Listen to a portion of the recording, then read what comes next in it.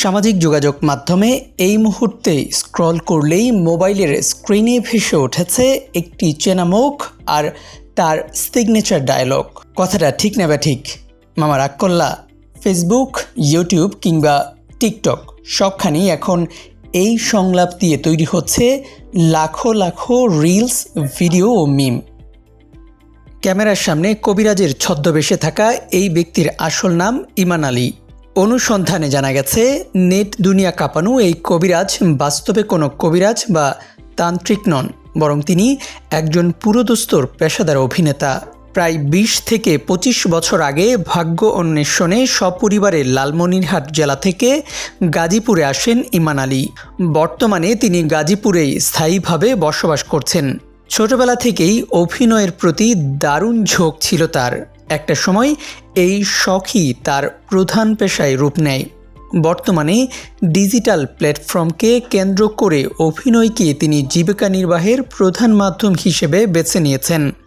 বিভিন্ন content creator ও নাট্যদলের সাথে যুক্ত হয়ে সামাজিক সচেতনতামূলক এবং হাস্যরসাত্মক ভিডিওতে নিয়মিত অভিনয় করেন তিনি।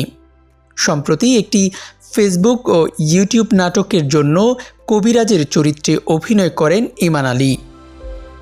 সেখানে এক ব্যক্তির সাথে কথোপকথনের সময় তার অভিনব বাচনভঙ্গি, চোখের ইশারা আর বিশেষ কায়দায় বলা কথা ঠিক না ব্যাঠিক, রাগ করলা ডায়লগটি রাতারাতি লুফে নেয় নেট নাগরিকরা। মুহূর্তের মধ্যে লাখো লাখো ভিউ এবং শেয়ারের মাধ্যমে এটি পুরো দেশে ভাইরাল কন্টেন্টে পরিণত হয়।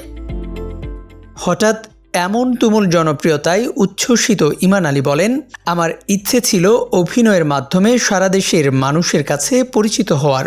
আজ আমার সেই ইচ্ছে পূরণ হয়েছে। তবে আমি পেশাদার কোনো কবিরাজ নই।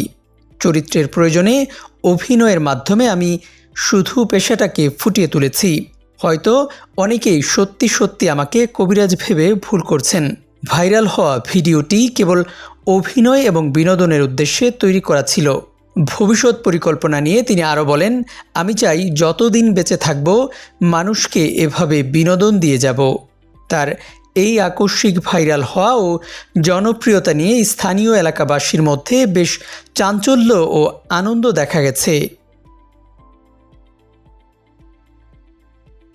ইএফটি ফার্স্টের সাথে ট্রেড করুন যে কোনো জায়গা থেকে।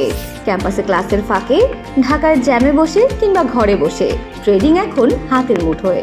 তাই ট্রেড করুন যখন খুশি, যেখানে খুশি।